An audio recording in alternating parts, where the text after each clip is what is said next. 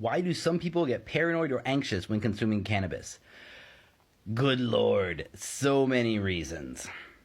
I'm Lex Pelger. I do Canna Education for CV Sciences. This is a new account, so you can help us out with a follow, a like, a share, or a comment. Please ask me anything.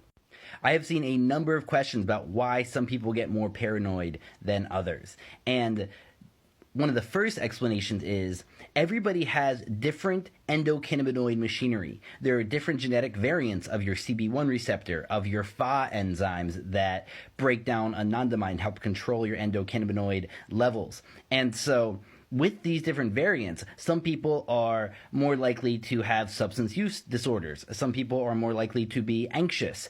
They don't really study paranoia specifically, but it seems like other people are more likely to be paranoid.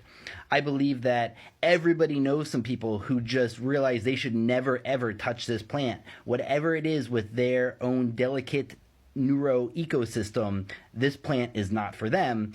And for others, it works on some days quite nicely and not on others.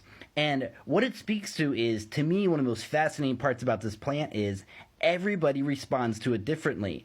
And you can even have a different response to the same variety of cannabis on a different day. That's wild, really. However, it also makes sense. As Heraclitus famously said, nobody steps in the same river twice. But not only has the river changed, you've changed. And so your endocannabinoid machinery is in a different place. Your higher level mental functionings are a different place. And so another reason that people get paranoid a lot is because they have a good reason to be paranoid. Either because of the laws where they are, because of the reactions of people who are close to them, because they just don't want to be labeled as a stoner. I know personally, one of the worst things that can happen to people is to take too much cannabis and go to a party and have to try to be normal. And it can cause nightmare trips that people never forget.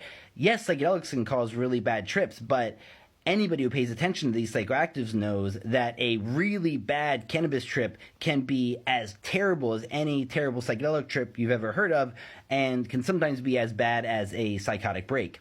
And all of this speaks to everybody's endocannabinoid machinery is different. Everybody's going to react differently to this plant.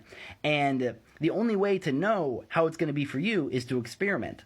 And give it up if it doesn't work for you. And to find the types that work for you, the most famous thing in the world is the nose. Stick your nose into that cannabis. If it's the one that smells the best for you, it's probably going to be the one that works best for your brain. So there's a lot of reasons we react differently.